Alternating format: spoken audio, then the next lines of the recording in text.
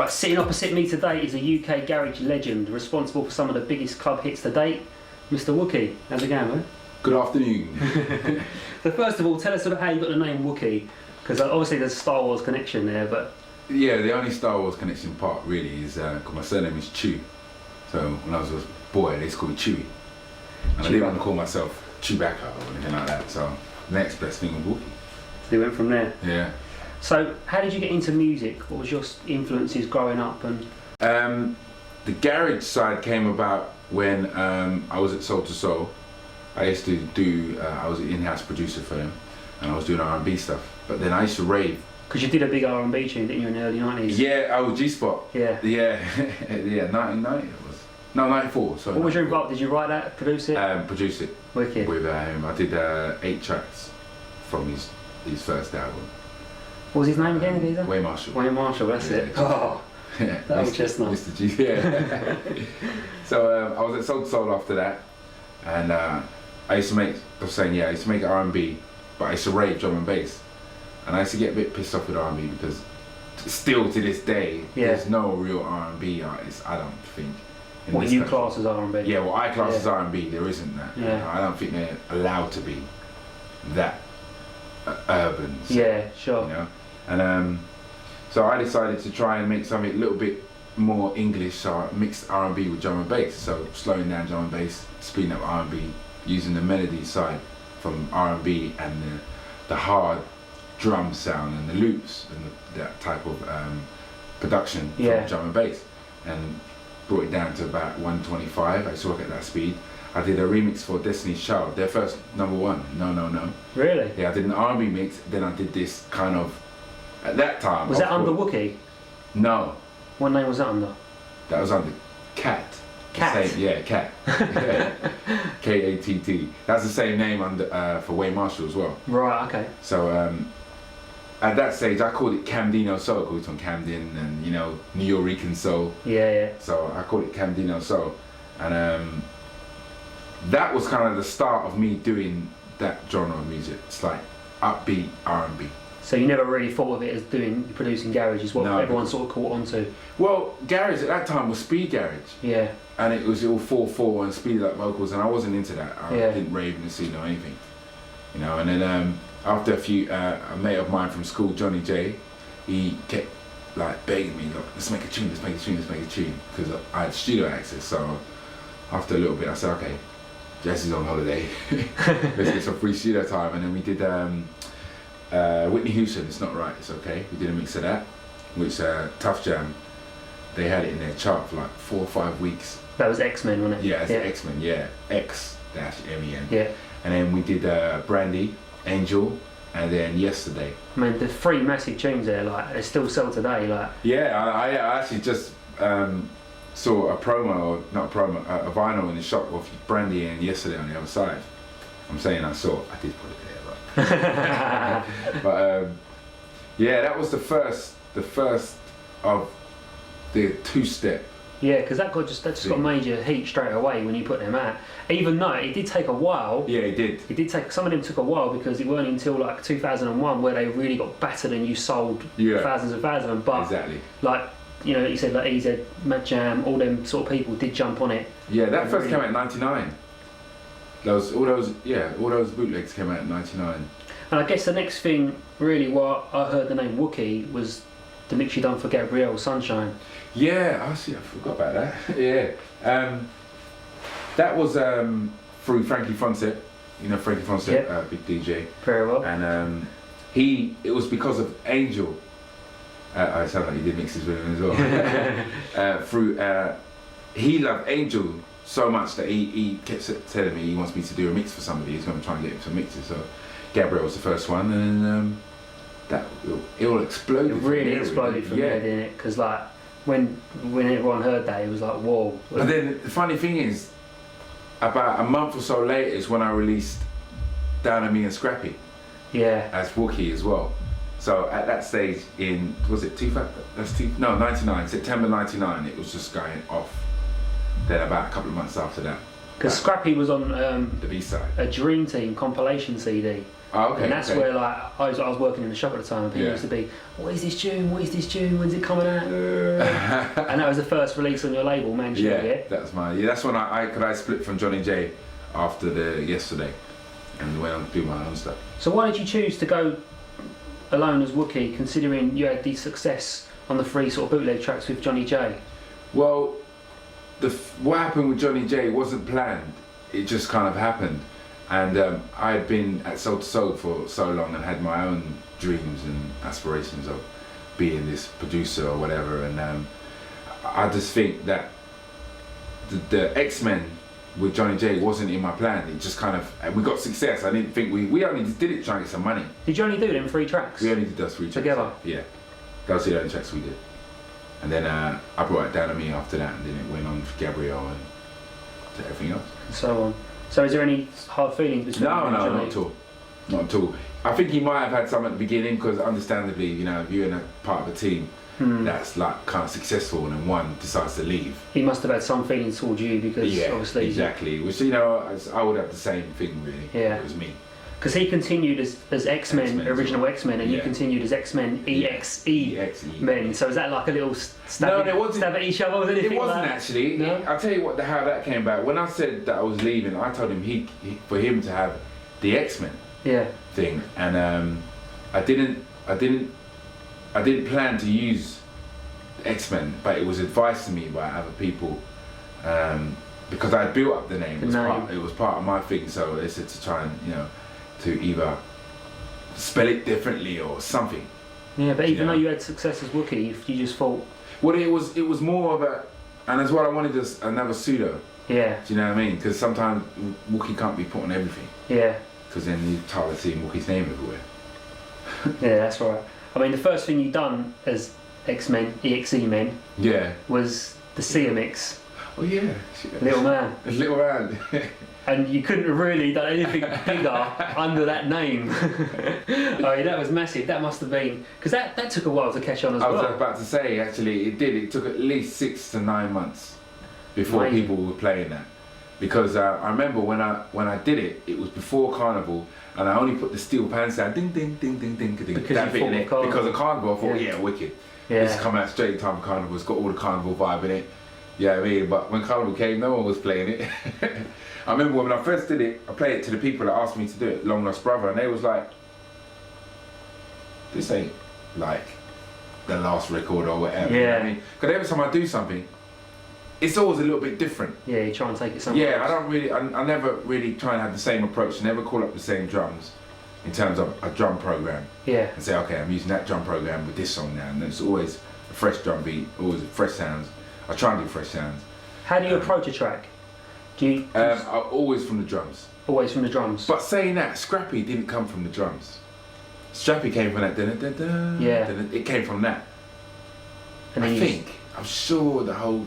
What did the drums come first? But more or less drums. More or less it's drums. So what sort of equipment are you running in the studio? Now I use Pro 7, just an 03D desk. I've just recently stopped using Pro Tools because Logic's good enough now. Yeah. And I got rid of my Mackie D8B as well, because it's like technology now is making everything smaller. It's like you got to keep up with it. Yeah. And I had a massive studio, and I was like, do I really need all this stuff? Yeah. I'm using 2 channels of the Mackie. I don't even need a desk really. You can just use the left and right out of your sound. Makes it all in Logic. Sound card. Yeah. It makes it all in Logic, all the compressors and stuff. As long as you've got a powerful computer, then you're nice. What about your sounds? Do you sample a lot of stuff, or is it out of modules? No, it's mainly the keyboard sounds out of modules. The drums are always samples. Like what I used to do is I have tons of breaks. This is from my drum and bass days. So loads of breaks. Because your tracks were really dark anyway, weren't they? Yeah, because that was a drum and bass influence. I raved. It's got metal heads. It's got everywhere. The first time I heard Storm, I thought, what the is that? I was like, what? And then it's, you know, after cut 2-3 plays, it was like, this is big. Do you know what I mean? See, that was so dark. See, I've told a story about this before, but I don't know if you'd appreciate me telling it again. But, the reason Storm came about was because of 138 Trek. Because I didn't particularly like 138 Trek. I thought it was even though it was massive, yeah, but it had this monotony to it that I couldn't get with, you know, because I was a little bit more I wanted to be a little bit more musical. Are you trained in music? No, not at all. No, nothing at all. So everything's self-taught? Yeah, it's just self-taught, play by ear, and I'm still there for hours trying to find what I want. Yeah.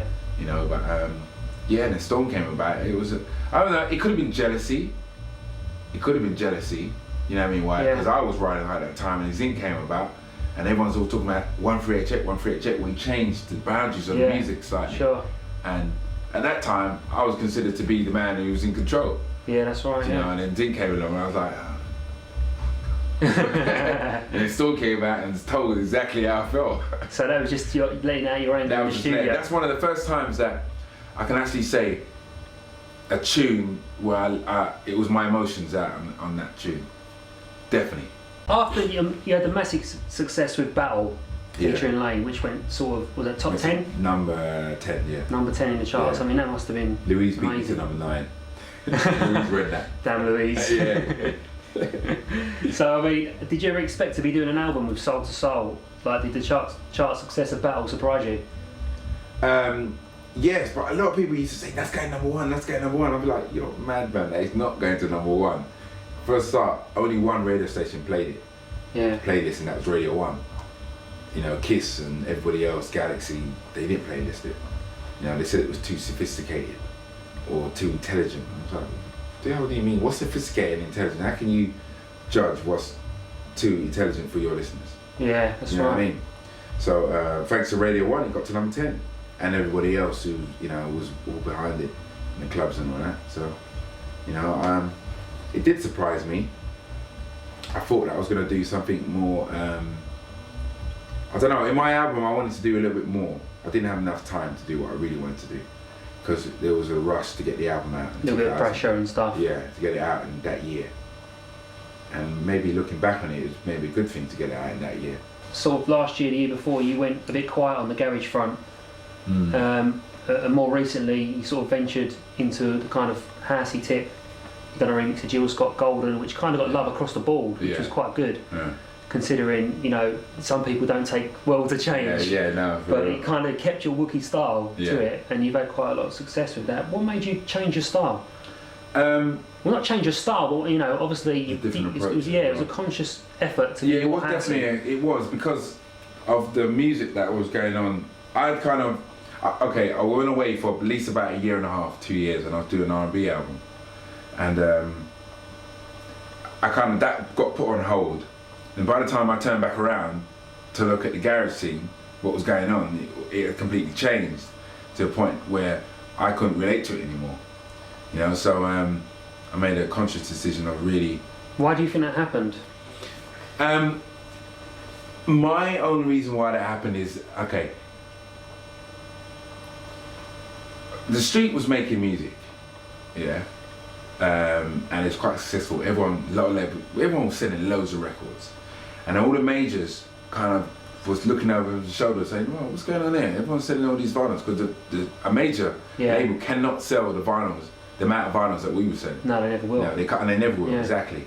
So my theory is that with the majors coming in and taking out all the best artists, like MJ Cole, Artful Dodger, all those people, all the real musos of the scene, and taking them over here, do you know what I mean, to do their own solo something, throwing loads of money in their face.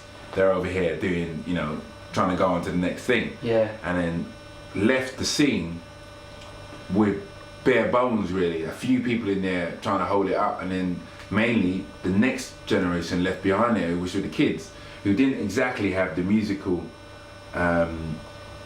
direction of their peers before them. Yeah. You know, so it changed and went a little bit, I don't know, I won't say it was rubbish or anything like that, but you know, it's trying to find itself again.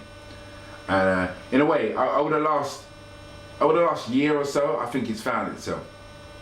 Because for a good 2-3 years, man, nothing was going on. For me, nothing was going on. I couldn't relate to anything that I was hearing. What's been your favourite production or remix? What did you enjoy producing or remixing the most? One of my favourites is Sincere. MJ Cole, yeah. Yeah, one of my favourites is Sincere. because listen to where it was before to where, you know, I think I've done what exactly I wanted to do. Yeah. And I think I tried to keep the musicality of MJ Cole, but add the hardness of Wookie. Yeah. If you know what I mean. Try and bridge the two. Yeah, bridge the two, and I think I did that with that record, and the same thing with Faithless. I did a mix of Become One, and that was like, that's why I kept that kind of techno sound from the original. That's right. Because we're all the same. We're from the same tree. Faithless is related to garage, and you know what I mean. We're all related. It's all dance, isn't it? Exactly. It's all dance music. It all stems from the same tree. So I tried to bring it back together again. In you know. So you take one of those two. What other interests do you have away from the studio? What do you do to relax or to get away from it? Get my frustrations out, kickboxing. Kickboxing, yeah? Yeah. I see you put on a little muscle since the last see you. I've all been training, but you know, get to spar with some Algerians. The Algerians, man, they don't run. Yeah? Yeah, they would like to take your head off. You got any belts, like? No, I used to do another martial art called, oh my god, what my martial art was called? Sanshao, sorry. Sanshao. I used to do that. I got black belt in that, and kind of left that school, and then started doing a little bit of kickboxing. And now I do Thai boxing. I prefer the contact. So what does the future hold for Wookie now? Fuck knows. What's your future plans? My future plans is I actually want to leave London for a little bit. Really? Yeah, I want to come out the grind. It's a rat race here right now. I just want to come out of it for a little bit. Still do what I'm doing. Still make my tunes. Still sell them here and whatever, but I want to move to Holland. It's only about an hour away. Just for a year, see how it takes me. You know, and eventually I want to do a remix album of all my remixes I've done. Not the past stuff. Yeah. The new stuff, the new soulful stuff. Okay. The 4/4, like the Jill Scott, Jagged Edge. I'm trying to license all those mixes. Wicked. And have possibly about 5 or 6 new tracks of my own on there, in between me doing another album. But I'm out of the deal at the moment, so this is stuff I want to do to, you know, basically to get that deal. Just get yourself up there. Yeah, to get out and then get stuff out again, you know, on a big plane land. So Holland, here we come. Yeah. I'm still out.